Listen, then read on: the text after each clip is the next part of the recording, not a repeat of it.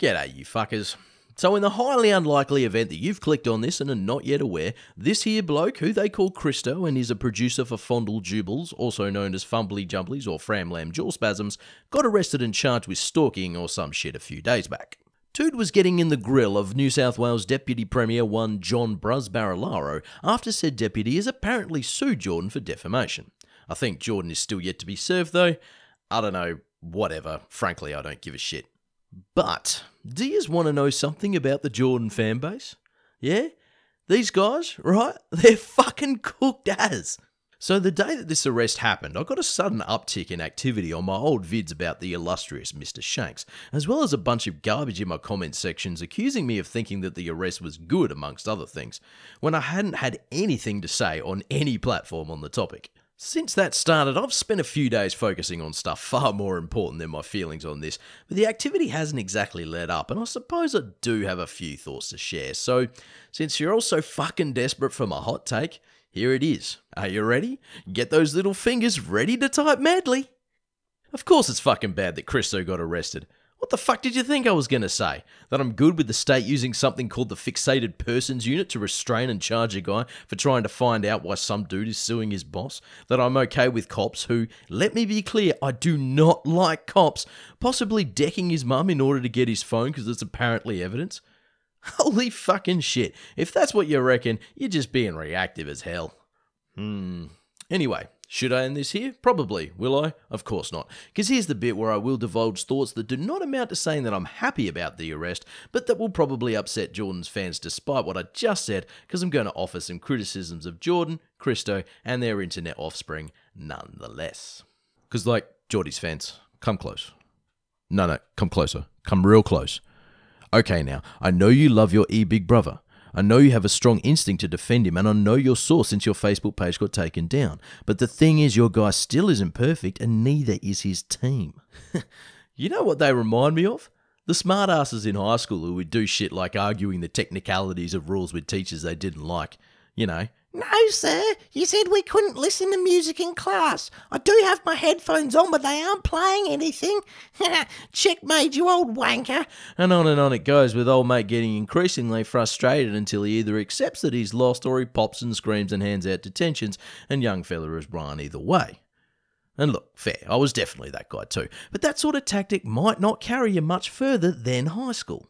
You know, the stakes are a bit higher now. We're dealing with a corrupt deputy premier here, which definitely motivates things, of course, but I have to wonder if they ever considered that the pushback that was coming might be similarly more bigger than when they pissed off Mr. Jones in Year 10, third period math. The suing thing, they were probably prepared for, of course. I still maintain that that's no big deal for Jordan and co. But when they kept pushing, well, something else was bound to happen. And, well, this is it. Like, I watched this one vid they put up of this Christo guy calling Barilaro's lawyer constantly asking to be served regarding the apparent getting sued stuff in an attempt to generate content. Content is, of course, what YouTubers do. But did he not stop to think that maybe this was going somewhere more serious? He seems pretty self-assured throughout the whole thing. Further, did he not think that apparently going to the guy's house or following him for a long while on the street, even after Jordan himself had left the guy alone, might invite someone with the power Barilaro has to do something over the top and drastic? Perhaps most importantly here, did he think cops would just watch him palm his phone off to his mum and let it happen? This is a dude that Jordan has described as some sort of paragon in dealing with, quote, these sorts of people before, so you'd expect that Christo would understand that once you start to properly challenge the crew with the power in any meaningful way, well, they're going to come for you if you give them the opportunity. The fact that they kind of played into Barilaro's hands here and the whole shocked Pikachu vibe I'm getting leads me to think that they probably didn't understand that things were likely to go this far. Now, yes, the links that cops and their masters will go to is often a shocking lesson to learn. We all grew up being fed a certain narrative about all that, and the shattering of that window can be startling, I know. And I'm certainly not saying that taking risks like this is something you should never do. Just don't act all surprised when it happens, you know, and be prepared. You know, maybe don't get your mum involved. So I think what shits me here is two things. One, that those of us who operate in the meat space could have fucking told him this might happen if he bothered to listen to folks like us. And two, that he and his cohort don't seem to have ever given a shit when it was happening to others. So go back to one clear example. You will all recall Jordan's reaction to police recently forcing Indigenous people off their lands so that they could cut down a sacred tree. It wasn't to defend the sovereign owners of the land, it wasn't even to defend those of us who stood on the line to our detriment. It was instead to make a joke of the whole thing and declare that it was justified because he didn't consider the tree sacred or valuable. You know, despite a lot of effort in this regard, as I said before, Jordan has never properly listened to his detractors, and it's funny because it's us who have been taking shit and injuries from cops, etc. for fucking yonks. And now I'm expected to line up to defend him, despite Jordan and co not offering me and my mates the same.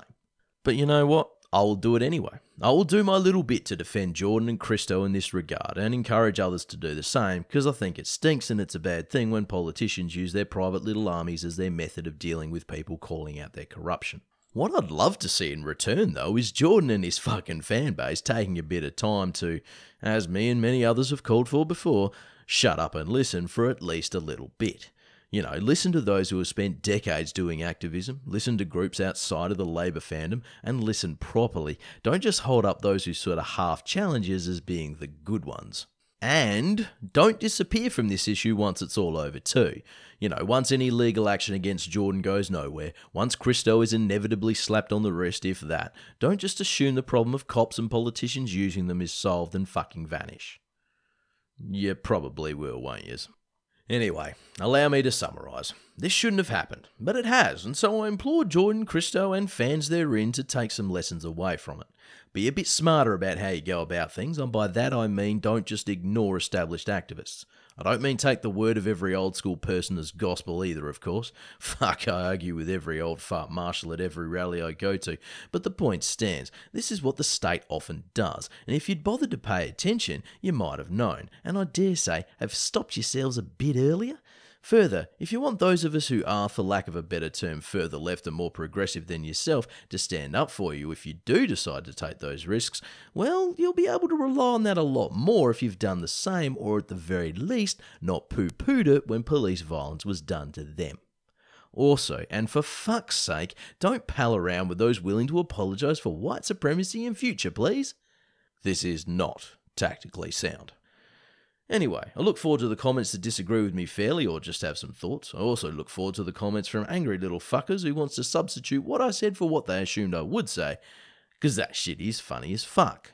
I'll finish by encouraging everyone to go and read something written by someone who is actually smart speaking on this issue too. Here's an article by a comrade called Real Dean Cool that sums it all up pretty fucking nicely. Link in the fucking thing. Anyway, bye.